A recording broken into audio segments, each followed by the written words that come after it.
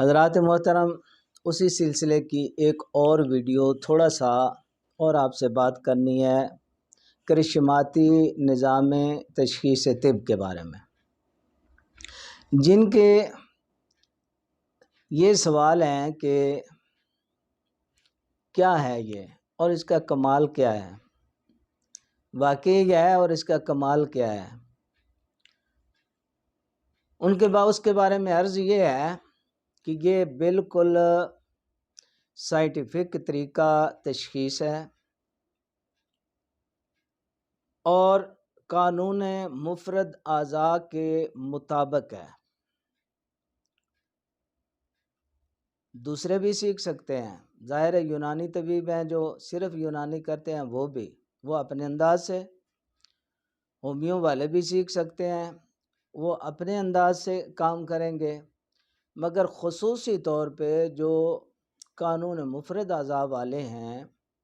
ان کے لیے یہ ایسے ہے کہ وہ 6 کی 6 تحریکیں جو ہیں، اعصابی عضلاتی، عضلاتی اعصابی، عضلاتی غدی،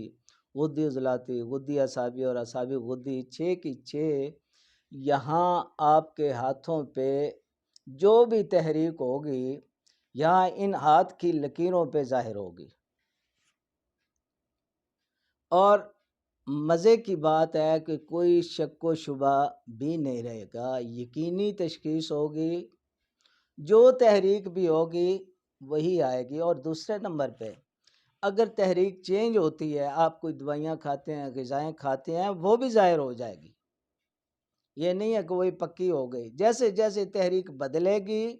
یہ جو نظام ہے اس میں وہ لکیریں بھی بدلتی ہیں، ہم دیکھ چکے ہیں بھائی، یقینی ہے۔ اور تیسرے نمبر پہ یہ ہے کہ سیکنڈوں میں ایک نظر میں آپ تشخیص کر لیتے ہیں، پھر اس کو کوئی چیلنج نہیں ہے کیونکہ یقینی تشخیص ہے، اس میں شک و شبہ نہیں ہے، بالکل درست تشخیص ہوتی ہے۔ تو بس یہ آپ سے بات کرنی تھی۔ کمال دیکھیں نا، ایک تو یقینی، دوسرا فوری، یعنی سیکنڈوں میں 2-4 سیکنڈ میں آپ پوری کی پورا جو ہے اس بندے کا مزاج سمجھ سکتے ہیں۔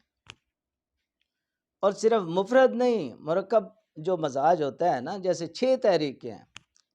صرف یہ نہیں کہ اعصابی یا عضلاتی یا غدی ہوگا، نہ، 6 پوری تحریکیں یہاں ظاہر ہوں گی، جو بھی ہوگی تحریک وہ سامنے آ جائے گی، جو مزاج ہوگا بندے کا وہ ہاتھ کی لکیروں سے شو ہوگا، آپ دیکھ لیں گے۔ بہترین طریقہ تشخیص، یہ اللہ کا کرم ہوا جی اس صدی میں، یہ صدیوں بعد ایسا انقلاب آتا ہے، صدیوں بعد پہلے جناب صابر ملتانی رحمۃ اللہ علیہ لے کے آئے ایک انقلاب طب میں، اور اب دیکھیں جو بھی قانون مفرد اعضاء کو جانتے ہیں، سمجھتے ہیں،